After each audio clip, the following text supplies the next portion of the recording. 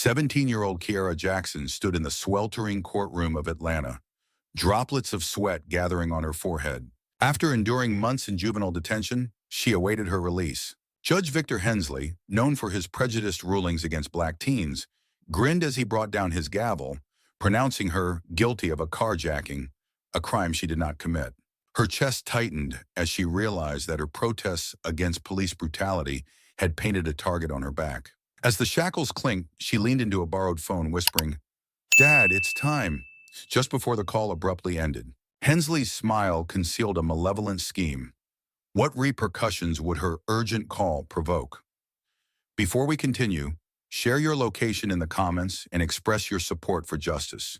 Press like and subscribe, because tomorrow's thrilling episode will leave you astonished. The muggy Atlanta evening hummed with the distant sound of cicadas as Kiara Jackson walked confidently down Peachtree Street, her sneakers scraping against the worn sidewalk. At 17, she moved with a quiet intensity, her megaphone still warm in her backpack. From leading a demonstration against police violence only an hour earlier, the crowd's shout still resonated in her mind. No justice, no peace, a cadence she'd driven into the ground, alongside 50 others in front of City Hall. Her braids swayed with each movement, her brown eyes scanning the darkness. Aware yet unafraid, she was familiar with these streets, understood their rhythm, their threats, but tonight felt denser, as if the atmosphere was suspending its breath. She adjusted her bag, her thoughts looping through the speech she'd delivered, words sharp enough to slice through the sticky air, calling out the officers who pursued black youth as if they were game. She remained oblivious to the dual beams of light, cutting through the night, until they pinned her to the ground. A low rumble intensified, an engine growling, as a concealed black SUV screeched to a stop next to her, tires gripping the pavement. Kiara froze, narrowing her eyes against the dazzling headlights, her heart racing in her chest. The door swung open and two shadows emerged, their silhouettes stark against the blinding glare. Officer Dale Mercer, a stocky man with a bulldog-like jaw, was the first to step out, his permanent scowl carved deep into his weathered complexion, his hand resting on the gun holstered at his side, fingers twitching as if itching to draw. Following him was Officer Ryan Holt, younger, slimmer, radiating arrogance, evident in the way he held his head high, his blonde hair glinting in the streetlight's warmth. He adjusted his belt nonchalantly, as if this were merely another night of patrolling. Kiara's stomach churned, but she straightened her back, refusing to waver. She hadn't done anything wrong, and she knew it all too well. "Stop right there," Mercer commanded. His voice was gravelly, cutting through the night like a sword. "Hands up where we can see them." Kiara's breath caught, a chill creeping down her spine, but she maintained her composure. Years of observing her father, Malcolm Jackson, navigate power dynamics had instilled in her one crucial lesson: never let them see you falter. Slowly, she elevated her hands just enough to signal submission, palms open, her eyes fixed on Mercer's icy gray gaze. "What's going on here?" she inquired, her voice firm, controlled, the kind of tone that elicited answers, without pleading for them. Holt grinned, advancing closer, his boots echoing against the pavement. "We got a report of a carjacking 10 miles from here. The suspect fits your description. A black woman around your height with a loud-mouthed attitude." Kiara felt her jaw tighten as her mind raced. 10 miles away, she had been at the protest the entire night, surrounded by witnesses.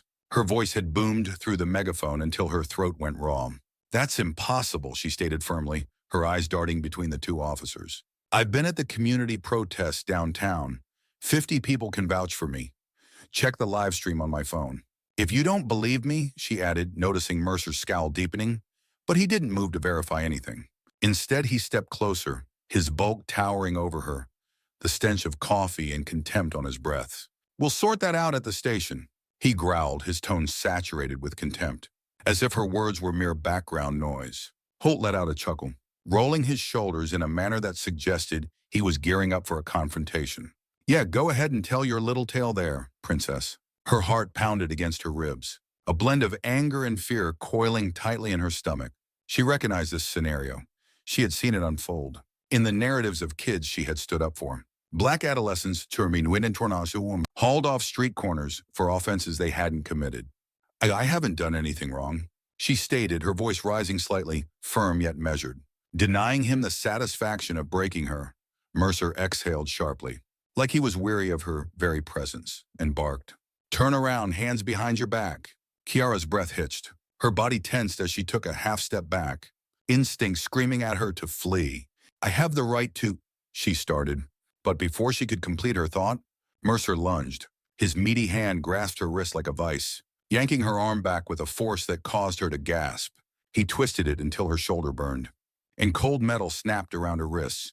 The cuffs bit into her skin. As Holt stepped in, his smirk broadening. "You can call whoever you want after booking," he said, his voice tauntingly sweet, as if he were doing her a favor. Kiara's mind screamed, her pulse pounding in her ears. But she clenched her teeth, forcing herself to maintain composure. "Don't resist," she reminded herself. The words reverberated like a mantra, instilled in her by every elder she had ever encountered. "Don't give them a reason, survive this." But as Mercer propelled her toward the SUV, something clicked within her mind. This wasn't a coincidence. The way Holt's hand lingered on her shoulder, the glint in Mercer's eyes, harbored something more sinister than obligation. It felt personal, calculated. She stumbled as Mercer shoved her again, her sneakers scraping against the pavement, and then she sensed it, a faint clink as Holt discreetly slipped something into her jacket. "Pocket, just sur my corn." She turned her head, catching a fleeting glimpse of his hand retracting, a flash of metal vanishing into the fabric. A key, a car key, small and silver, its edges sharp against her side. Through the thin cotton, one carnards. Her stomach dropped like a stone. "What the hell was that?" she demanded, her voice sharp now, cutting through the humid air. Holt's smirk didn't falter, but his eyes narrowed, a flicker of warning in them. "Shut up," Mercer snapped, slamming the SUV door open and shoving her inside. The leather seat was sticky against her back. The air inside, thick with the scent of sweat and stale cigarettes. She twisted, her cuffed hands pressing against the key in her pocket. Her mind raced to piece it together. Planted evidence. They were framing her right here, right now, and she had no way to stop it. The journey to the Fulton County Juvenile Center merged into a blur of flickering streetlights and the crackle of the police radio, spitting out static. Kiara gazed out at the tinted window, her reflection a shadowy blur against the glass, observing the city as it passed by, indifferent to the fact that she was being taken from it.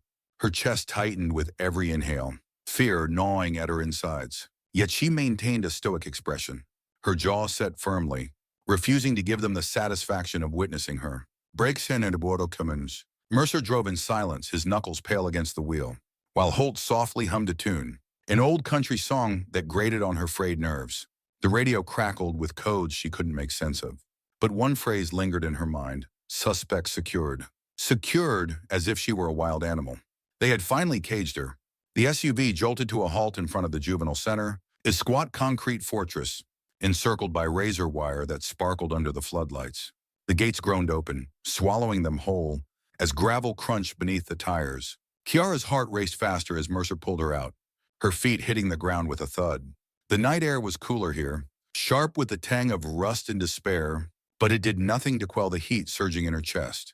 A figure stood by the entrance, arms crossed, his silhouette, lean and menacing against the harsh light. The intake guard was a wiry man with a buzz cut, and a sneer that curled his lip, stepped forward, as Mercer handed over a slim packet of documents. Without asking any questions, without casting a glance at her, just a slow nod as if this were some routine procedure, as if she were merely a number to log into a system. The guard's gaze shifted to her at last, his sneer growing wider as he took her in.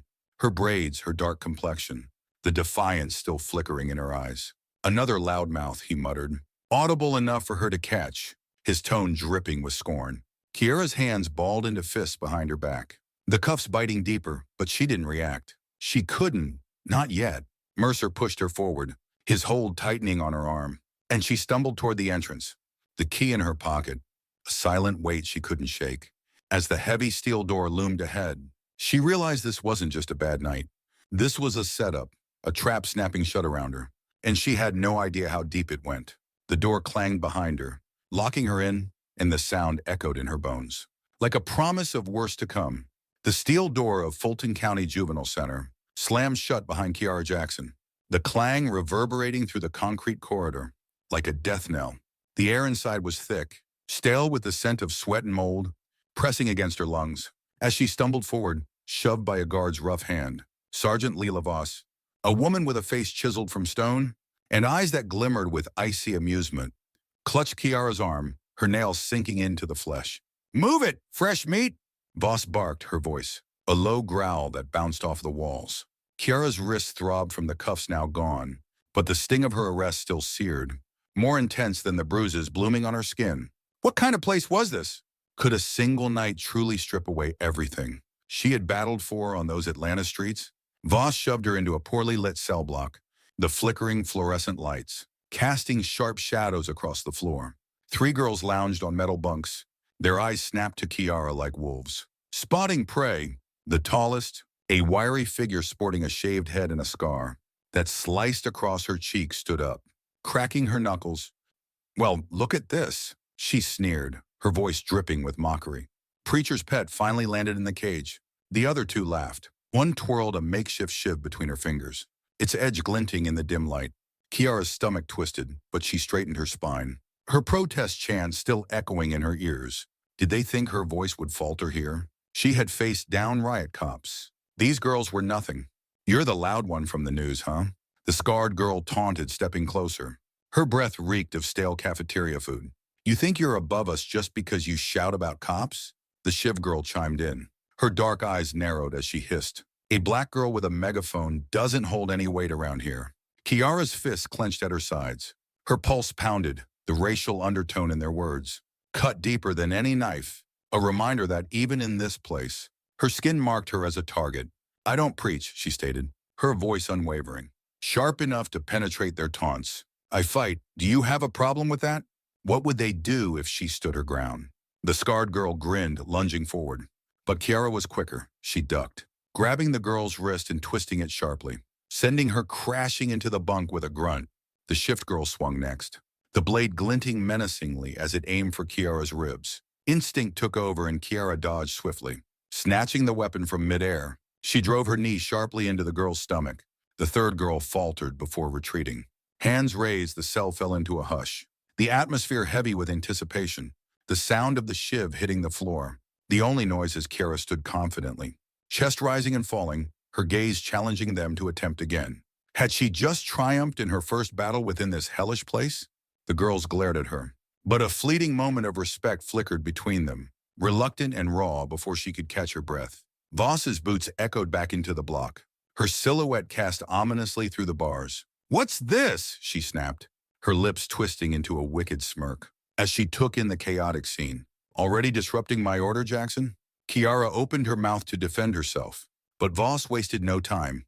She drew a baton from her belt, crashing it against the bars, producing a clang that made the girls flinch. "Solitary for you," she declared, her voice dripping with delight as if she had been waiting for this moment. 2 guards burst in, gripping Kiara's arms tightly, their hold painfully tight as they dragged her down the hallway. Was this the way they silenced defiance in this place? Her sneakers scuffed against the concrete, her heart racing with a mix of fury and fear. The solitary cell resembled a coffin with its dull gray walls. Barely 6 feet wide, the air was cold and damp. The door slammed shut, plunging her into near darkness. A single bulb buzzed faintly overhead. Kiara sank to the floor, her back pressed against the rough concrete. Her body trembled from the fight and the sudden isolation.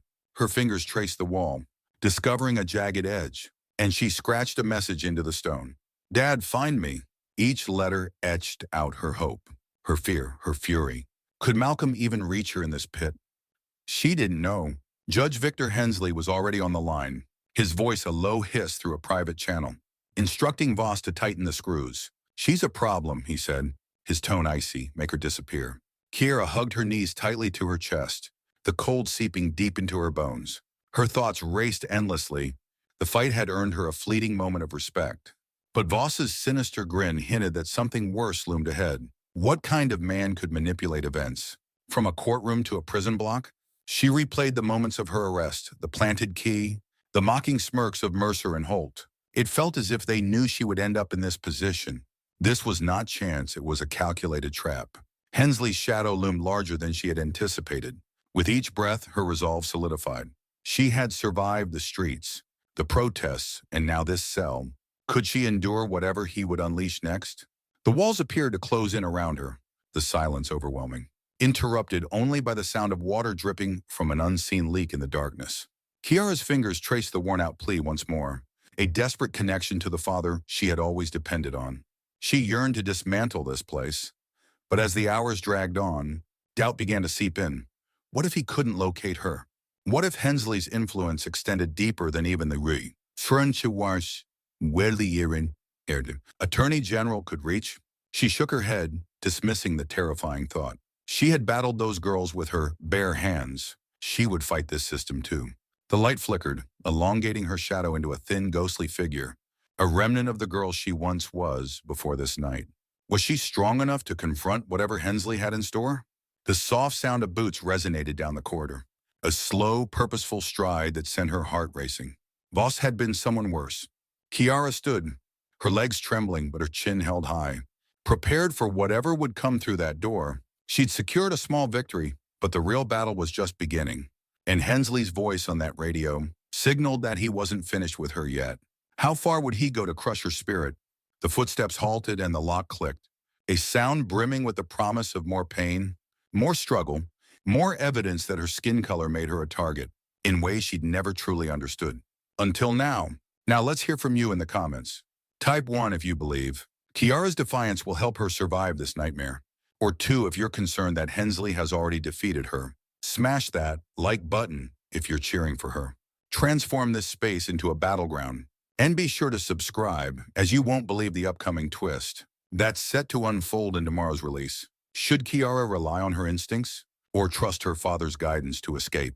What secrets is Hensley concealing that drives him to such lengths to destabilize her? Stay tuned to uncover the truth. The clock in Malcolm Jackson's Washington, D.C. office ticked past midnight. Its steady cadence stood in stark contrast to the turmoil brewing within him. The Wu,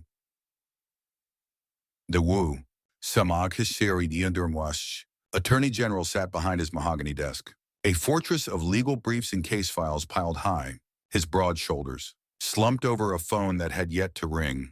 At 52, Malcolm bore the heavy burden of a nation's justice system, his dark eyes keen, with the intensity of a man who had devoted years to rooting out corruption, his tailored suit crisp, yet his tie hung loosely, a rare indication of the unease gnawing at his insides. Kiara should have been home by now. Her voice should have been echoing through their Atlanta house, sharing stories of her latest protest. But instead there was silence. Then his phone buzzed, a voicemail light flickering to life, and her trembling whisper shattered his peace. "They're framing me." Malcolm's grip on the device tightened, his knuckles whitening as Kiara's words hit him. Framing her, his daughter, the 17-year-old firebrand, who had marched against police brutality, who had inherited his unyielding spirit, and her mother's fierce determination. He replayed the message, her voice cracking with fear, a sound he hadn't heard since she was a child. Scared of thunderstorms, his chest constricted, a mix of dread and rage igniting in his core. He stood abruptly, the chair scraping against the hardwood floor, and paced the room, his polished shoes clicking with each step. The office, usually a sanctuary of control, felt suffocating now. The walls lined with law degrees and commendations mocked his powerlessness. He stopped, staring out the window at the city's twinkling lights, his mind racing. Where was she? Who dared to touch his girl? He grabbed his phone again, his fingers flying across the screen, as he dialed his chief of staff, a woman who had stood by him through crises across the nation. "Lydia," he said when she picked up, his tone low and clipped, the kind of voice that commanded instant attention. "Wake the DOJ now. My daughter is missing, and someone is covering it up." Lydia's sleepy hesitation evaporated, replaced by the sound of her hurried movements as she got out of bed. "On it, sir," she replied, already typing. Malcolm didn't wait for more. He ended the call and dialed again, this time reaching out to an old friend at the FBI. "Agent Marcus Tate," he said. "Tate, it's Malcolm. Kiara has been taken. I need her location traced to the last ping. Juvenile facilities, police stations, everything. Start in Atlanta." Tate's response came through clearly, calm yet urgent. "Give me 20 minutes. 20 minutes felt like an eternity. Each second hammered away at Malcolm's resolve. He paced again, his mind racing with possibilities. Kiara wasn't just any teenager. She was a target, her protests a signal for every racist officer and judge who despised her kind of defiance. He had taught her to fight, to stand tall. But had he truly prepared her for this? The phone rang, Tate's name lighting up the screen. And Malcolm quickly picked it up. Fulton County Juvenile Center. Tate said, his tone serious. She's there, but her records have been erased. No arrest log. No intake file. Someone has wiped her clean. Malcolm's breath caught, his free hand, slamming the desk with a thud that rattled the room. Erased his daughter as if she were insignificant. He sank into his chair, forcing his mind to focus, to channel his rage into decisive action. Get me all information on Fulton, he said, his voice a sharp blade cutting through the haze. Staff and guards. Who's manipulating this situation? I want names. Tate agreed, and the line went silent. Malcolm leaned back, his eyes narrowing as he connected the dots. This wasn't a random abduction. It was calculated, intentional. Someone with influence had targeted Kiara, and they had underestimated who they were challenging. He dialed the Atlanta police chief next, a man he'd encountered at fundraisers, a smooth talker named Chief Harold Grayson. When the call connected, Grayson Malcolm spoke up, his tone deceptively calm. My daughter's in your system. Nanahanan Turman. Where is she? Grayson's voice came through slick and rehearsed. No record of a Kiara Jackson in custody, sir. Hananawan. It must be a mix-up. Malcolm's jaw clenched, his fingers digging into the armrest. A mix-up he knew was a lie when he heard one. Arker, and Grayson's denial reeked of deceit. So you're telling me that you, Attorney General's daughter vanishes, and you've got nothing, he pressed, his voice rising to a controlled roar. Surrey and anyone. Check again, Grayson stammered, then doubled down. Nothing here, sir. And I'll look into it. The call ended, and Malcolm hurled the phone across the room. The sound of the crash reverberated as it struck a bookshelf. Grayson's confirmation was unnecessary. Malcolm knew. He understood that Kiara was in peril and the chief was complicit. Rising once more, his mind shifted into combat mode. The Department of Justice represented more than just an office. It functioned as a formidable machine, with him as its driving force. Malcolm returned Lydia's call, his commands sharp and precise. I want every agent in Atlanta activated immediately. Fulton County is concealing my daughter, and I will set it ablaze to retrieve her. Lydia remained composed. Teams are being deployed, sir. Estimated time, 2 hours. Malcolm nodded quietly to himself. His rage solidified into a vow. Whoever orchestrated this would meet justice, not merely in the courtroom, but in the ruins of their own machinations. He snatched up his coat, ready to board a jet when another thought struck him. Who held the power to erase records that quickly? A judge, someone with a gavel and a vendetta. Far to the south in Atlanta, Judge Victor Hensley occupied his oak-paneled study, a glass of bourbon cradled in his hand, the amber liquid reflecting the warm glow of a desk lamp, his sharp features contorting into a smirk. As he listened to a crackling voice, on his private line, she's in solitary now, Sergeant Voss reported, her tone smug having caused the ruckus already. Hensley chuckled a low guttural sound and set the glass down. Good, he said, his voice smooth yet tinged with venom. Let's see Daddy rescue her now. He hung up, leaning back in his leather chair. His mind was racing with possibilities for the next move. Malcolm Jackson was undoubtedly a giant, but Hensley had invested years constructing an impenetrable fortress of power, a web of officers, guards, and cash that could dismantle anyone. Even the Attorney General's child. He had caught a glimpse of a 17-year-old girl named Kiara Jackson stood nervously in the sweltering courtroom of Atlanta, sweat trickling down her forehead. After spending months in juvenile detention, she anticipated freedom. Judge Victor Hensley, known for his prejudicial tendencies towards young black individuals, looked on with a smirk as he brought down his gavel. He pronounced her guilty of a carjacking she had never committed, causing her heart to race. Her cries against police oppression had painted her as a target. With shackles clinking, she whispered into a borrowed phone, "Dad, it's time," before the call abruptly ended. The judge's grin concealed a nefarious scheme, leaving her to wonder what her desperate plea would set into motion. Before we delve deeper, we'd like to hear from you about where you're watching from and whether you support justice. Remember to hit like and subscribe, because tomorrow's thrilling episode will leave you astonished. The muggy Atlanta evening resonated with the distant song of cicadas, As Kiara Jackson walked confidently down Peachtree Street, her sneakers dragging over the uneven sidewalk. At just 17, she exuded a quiet intensity, her megaphone still warm in her backpack, from leading a demonstration against police brutality. Only an hour ago, the echoes of the crowd's chants lingered in her mind. No justice, no peace, a beat she had pounded into the concrete, with 50 others outside City Hall. Her braids swayed with every step, her dark eyes searching the shadows, vigilant yet fearless. She knew these streets well, understood their rhythm, their threats, but tonight felt denser. As if the very atmosphere was holding its breath, she shifted her backpack, her thoughts replaying the speech she'd delivered, words sharp enough to pierce through the damp air. Calling out officers who preyed on black children, she didn't see the twin beams of light, cutting through the shadows until they held her in a glare. A low rumble escalated, an engine growling, as an unmarked, black SUV skidded to a stop beside her, tires tearing into the pavement. Kiara stood still, squinting against the blinding lights, her heart racing in her chest. The door swung open, and two figures emerged, their outlines stark against the brightness. Officer Dale Mercer, a stocky man with a bulldog-like jaw, stepped out first, his permanent frown carved deep into his weathered face, his hand resting on the holstered firearm at his side, fingers twitching as if ready to draw. Following him was Officer Ryan Holt, younger, slimmer, exuding an air of arrogance that radiated from the way he held his head, his blonde hair catching the glow of the streetlights. He adjusted his belt with a nonchalant swagger, as if this were just another routine night on patrol. Kiara's stomach churned, but she straightened her back, determined not to flinch. She hadn't done anything wrong, and she was fully aware of it. "Stop right there," Mercer barked. His voice was gravelly, cutting through the night like a knife. Hands raised where we can see them. Kiara's breath caught as a chill ran down her spine. Yet she maintained her composure. Years of observing her father, Malcolm Jackson, navigate power plays had instilled in her one lesson: never let them see you falter.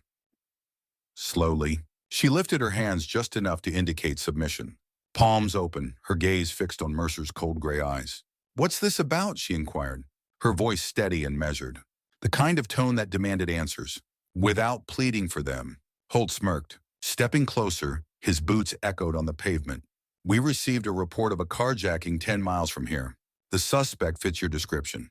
A dark-skinned woman, about your height, with an assertive attitude."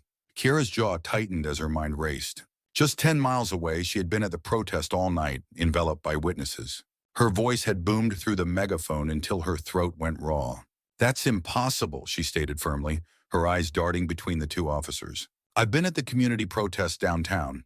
50 people can vouch for me. Check the live stream on my phone if you don't believe me." Mercer's scowl deepened, but he didn't move to verify anything. Instead, he stepped closer, his bulk overshadowing her, his breath stale with coffee and disdain. "We'll sort that out at the station," he asserted. He growled, his tone drenched in disdain, as if her words were nothing but background noise. Holt chuckled, rolling his shoulders as though preparing for an altercation. "Yeah, you can share your little tale there, princess." Her heart thudded against her ribs, a swirl of anger and dread tightening in her stomach. She recognized the scene. It had played out before, in the stories of teenagers she'd fought for, black teens, pulled off the streets for crimes they never committed. "I haven't done anything wrong," she stated, her voice slightly elevated, firm yet controlled. Refusing to break, Mercer let out a sharp breath, as if exhausted by her very presence before snapping. "Turn around, hands behind your back." Kiara's breath hitched, her body tensed as she took a half-step back, instinct screaming at her to run. "I have the right to," she began, but before she could finish, Mercer lunged. His meaty hand closed around her wrist like a vice, yanking her arm back with a force that made her gasp, twisting it until her shoulder felt like it was on fire. Cold metal snapped around her wrists, the cuffs biting into her skin as Holt stepped in, his smirk widening. "You can call whoever you want after booking," he said, his voice mockingly sweet, as if he was doing her a favor. Kiara's mind screamed, her pulse hammering in her ears, but she bit down hard on her lip, forcing herself to stay calm. "Cherie, don't resist," when she told herself. The words became a mantra, drilled into her by every elder she'd ever known. "Don't give them a reason, survive this." But as Mercer shoved her toward the SUV, something clicked in her brain. This wasn't random. The way Holt's hand lingered on her shoulder, the way Mercer's eyes glinted. with something darker than duty. It felt personal, planned. She stumbled as Mercer pushed her again, her sneakers scraping the pavement. And then she felt it, a faint clink as Holt slipped something into her jacket. Pocket. She twisted her head, catching a glimpse of his hand pulling back, a glint of metal disappearing into the fabric. A key, a car key, small and silver, its edges sharp against her side. Through the thin cotton, her stomach plummeted like a stone. "What the hell was that?" she demanded, her voice cutting through the humid air like a knife. Holt's smirk remained, but his eyes narrowed, a flicker of warning in them. "Shut up," Mercer snapped, as he slammed the SUV door open and shoved her inside. The leather seat felt sticky against her back, the air inside, thick with the stench of sweat and stale cigarettes. She twisted, her cuffed hands pressing against the key in her pocket, her mind racing to piece it all together. Planted evidence. They were framing her right here, right now, and she had no way to stop it. The journey to Fulton County Juvenile Center faded into a blur of flashing streetlights and the crackling noise of the police radio, spitting static. Kiara gazed out the darkened window, her reflection a faint shadow against the glass, observing the city pass by as if it was indifferent to her being taken from it. Each breath brought a sting to her chest, fear gnawing at her insides. Yet she maintained a stoic expression, her jaw clenched tightly. She refused to grant them the satisfaction of seeing her crumble. Mercer drove in silence, his knuckles pale on the steering wheel, while Holt quietly hummed a tune, some old country song that grated on her nerves. The radio crackled with codes she couldn't understand. But one phrase stuck out, suspect secured. Secured as if she were a wild animal. They'd finally caged the S. The vehicle jolted to a stop outside the juvenile center. A squat concrete fortress, surrounded by razor wire that glimmered under floodlights. The gates let out a groan as they opened, swallowing them whole. As gravel crunched beneath the tires, Kiara's heart raced harder as Mercer pulled her out. Her feet hit the ground with a thud. The night air felt cooler here, sharp with the tang of rust and despair. But it did nothing to calm the heat rising in her chest. A figure stood waiting by the entrance, arms crossed, his silhouette, lean and intimidating against the glaring light. The intake guard, a wiry man with a buzz cut, and a sneer that twisted his lip, advanced closer, as Mercer handed over a slender stack of documents. Without questions, with no glance her way, just a slow nod as if this were ordinary, as if she were merely a statistic to record in a ledger. The guard's eyes finally flicked to her, his sneer widening as he took her in. Her braids, her deep skin, the defiance still glowing in her gaze. "Another noisy one," he muttered, loud enough for her to catch, his tone oozing disdain. Kiara's hands balled into fists behind her back, the cuffs digging in deeper, yet she held her ground. She simply couldn't. Not yet. Mercer pushed her forward, his grip tightening painfully around her arm, and she staggered toward the entrance. The key nestled in her pocket, a silent burden she couldn't dismiss. As the massive steel door loomed before her, she understood this wasn't merely a bad night. This was an ambush, a trap closing in on her, and she had no clue how deep it ran. The door slammed shut behind her, sealing her in as the sound echoed within her very bones, like a foreboding vow of greater anguish. The steel door of Fulton County Juvenile Center thudded closed behind Kiara Jackson, the clang resonating through the concrete hallway, like a final toll. The air inside was dense, stale with the musty scent of sweat and mold, clinging to her chest as she staggered forward, propelled by a guard's rough shove. Sergeant Lila Voss, a woman with a face carved from stone and eyes glinting with cold amusement, clutched Kiara's arm, her nails biting into the flesh. "Move it, fresh meat." Connection. Voss snapped, her voice, a low growl echoing off the walls. Kiara's wrist throbbed from the cuffs now gone, yet the sting of her arrest lingered, hotter than the bruises forming on her skin. What kind of place was this? Could a single night truly strip away everything she had fought for on those Atlanta streets? Voss shoved her into a dimly lit cell block, the flickering fluorescent lights, casting jagged shadows across the floor. 3 girls lounged on metal bunks, their eyes snapping to Kiara like wolves, spotting prey. The tallest, a wiry figure with a shaved head and a scar that sliced her cheek, stood up, cracking her knuckles. "Well, look at this," she sneered, her voice dripping with mockery. Preacher's pet finally landed in the cage. The other 2 laughed, one twirling a makeshift shiv between her fingers, its edge glinting in the half-light. Kiara's stomach knotted, but she straightened her spine, her protest chant still ringing in her ears. Did they think her voice would break here? She'd face down riot cops. These girls were nothing. You're the loud one from the news, huh? The scarred girl taunted, stepping closer. Her breath reeked of old cafeteria food. You think you're superior because you shout about the cops. The girl with the shiv chimed in, her dark eyes narrowing as she spat her words. A black girl wielding a megaphone means nothing in this place. Kiara's fist tightened at her sides. Her pulse raced at the racial undertones in their taunts. These words cut deeper than any weapon. A stark reminder that, even here, her skin painted her as a target. I don't preach, she declared, her voice unwavering, sharp enough to pierce through their mockery. I fight, you got an issue with that. What would they do if she refused to back down? The scarred girl grinned and lunged forward. But Kiara was quicker. She ducked, seizing the girl's wrist and twisting it sharply, sending her crashing into the bunk with a grunt. The shift girl swung next. The blade glinted as it aimed for Kiara's ribs. Instinct kicked in, and Kiara sidestepped, caught the weapon midair, and drove her knee into the girl's stomach. The third girl hesitated, then backed off. Hands raised, the cell fell silent. The air, thick with tension. The sound of the shiv clattering to the floor. The only noise as Kiara stood tall, chest heaving, her eyes challenging them to make another move. Had she just triumphed in her first battle in this hellhole? The girls glared, but a flicker of respect crossed among them, grudging and fierce before she could catch her breath. Boss's boots stomped back into the block. Her silhouette cast a long shadow through the bars. What's going on? She barked, her lips twisted into a malicious grin, as her eyes took in the chaotic scene. Already disrupting my order, Jackson? Kiara tried to explain, but Voss wasted no time. She snatched a baton from her belt and brought it crashing down against the bars, with a deafening clang that caused the girls to recoil. Solitary for you, she declared, her tone filled with glee as if she had been looking forward to this moment. Two guards burst in, grabbing Kiara's arms, their grip crushing as they pulled her down the corridor. Was this their method of silencing defiance here? Her sneakers scraped against the concrete, her heart racing with a blend of fury and fear. The solitary cell felt like a coffin with its dull gray walls. The cell measured barely 6 feet in width, the air chilling and damp.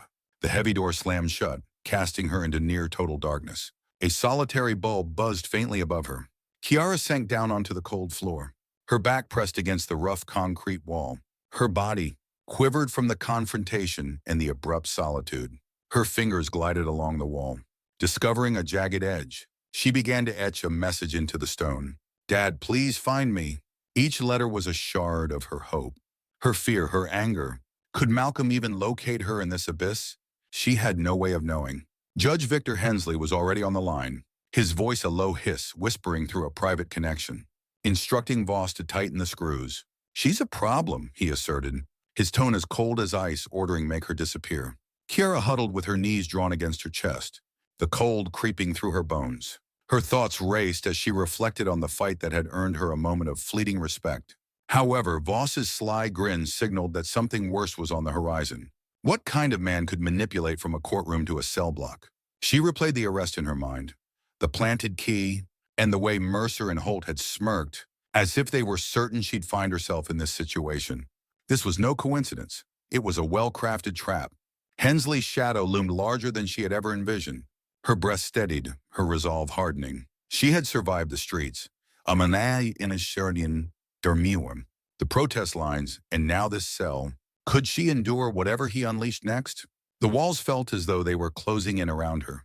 Silence deafening, interrupted only by the occasional drip of water from an unseen source in the shadows. Kiara traced the scratched message once more, feeling a connection to the father she believed in, a lifeline to someone who would tear this place apart. Yet as the minutes dragged on, doubt began to seep in. What if he couldn't reach her in time? What if Hensley's influence extended further than even the City in the winner 1-1?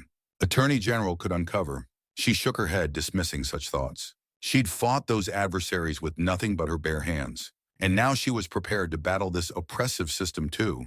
The bulb above her flickered, stretching her shadow into a long, thin specter. An echo of the girl she had been before, this night transformed everything. Was she truly strong enough to confront whatever Hensley had devised?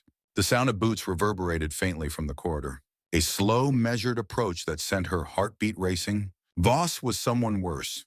Kiara stood, her legs shaky but her chin held high, ready to confront whatever emerged from that door. She'd won a battle, but the war was only just beginning. And Hensley's voice on that radio signaled that he wasn't finished with her yet. How far would he go to shatter her spirit?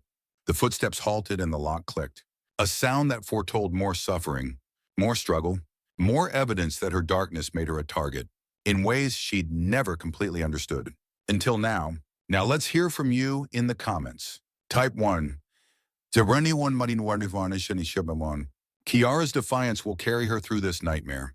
Or 2 if you're concerned that Hensley has already beaten her. Smash that like button if you're cheering for her. Transform this space into a battlefield.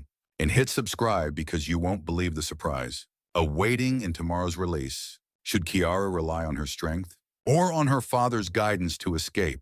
What secrets is Hensley concealing that drives him to break her? Stay tuned to discover. The clock in Malcolm Jackson's Washington, D.C. office past midnight, its consistent ticking, a stark contrast to the turmoil brewing within him. The U. Shuri or Shurt did Monashiwanan. Attorney General sat behind his mahogany desk, a fortress of legal documents and case files piled high.